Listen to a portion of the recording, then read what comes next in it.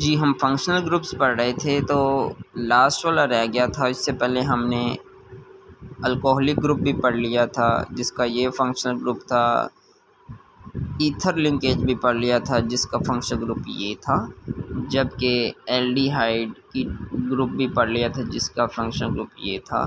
जबकि ketonic group भी पढ़ लिया था जिसका functional group this and carboxylic group भी पढ़ लिया था जिसका फंक्शनल ग्रुप ये था। और लास्ट हमारा रह गया है तो हमारा फंक्शनल ग्रुप मुकम्मल हो जाएगा, वो है ईस्टर लिंकेज। ईस्टर लिंकेज, ये ईस्टर लिंकेज का जो फंक्शनल ग्रुप है RCOR, ये ऑर्गेनिक कंपाउंड्स एसिड्स कहलाते हैं। इनका जनरल फार्मूला है RC+O यहाँ पे भी वही चीज़ थी, और एक O इसके साथ है जबकि दूसरा C के साथ। यहाँ पे भी वही है, जनरल फार्मूला देखिएगा।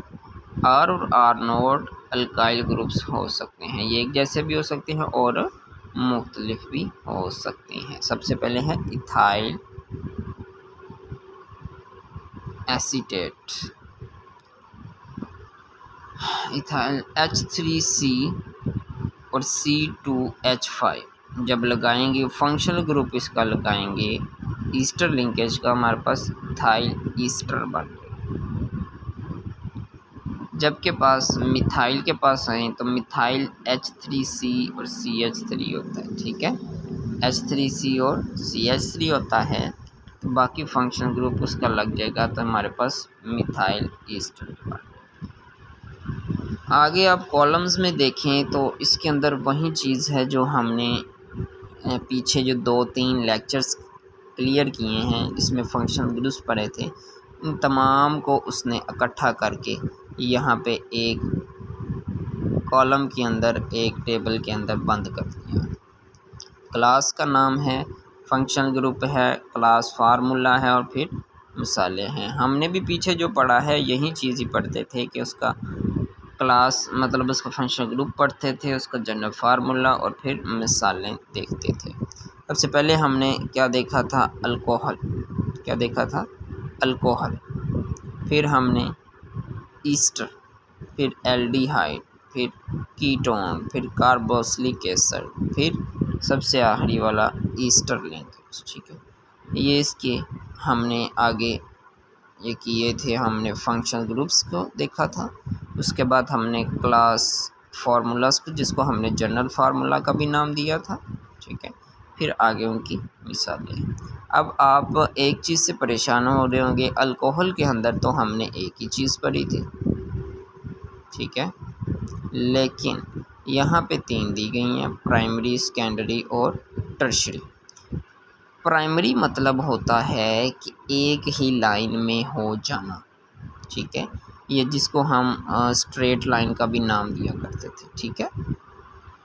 उम्मीद है आपको क्लियर हो चुका होगा प्राइमरी का। वैसे हम अल्कोहल का देखें तो -OH है ना इसका फंक्शन ग्रुप, और यहाँ पे प्राइमरी के अंदर CH2-OH ये प्राइमरी बन गया, ठीक है। जिसके साथ CH2-OH आ जाए वो प्राइमरी अल्कोहलिक ग्रुप बन जाएगा। अब ये देखें इसके साथ एक डैश थी, अब सेकेंडरी के अंदर आ जाएंगे, जब हम 2 डैश लगाएंगे तो फिर एक H जोन सा है वो एक रह जाएगा, 2 नहीं रहेंगे बल्कि एक रह जाएगा। क्यों? क्योंकि हमने एक इसका सिंगल बॉन्ड भी तो निकाला है ना, यहाँ पे तो एक था, यहाँ पे 2 निकालें, इसलिए यहाँ पे H2 नहीं रहेगा बल्कि H हो जाएगा, ठीक है। टर्शरी के अंदर क्या होगा कि यहाँ पे H1 है, 2 थे इसके सिंगल बॉन्ड्स, तो यहाँ पे जब हम 3 सिंगल बॉन्ड्स कर देंगे C के साथ तो फिर H ख़त्म हो जाएगा। उम्मीद है आपको सेकेंडरी, प्राइमरी, सेकेंडरी और टर्शरी के अंदर समझ आ चुकी होगी, ठीक है।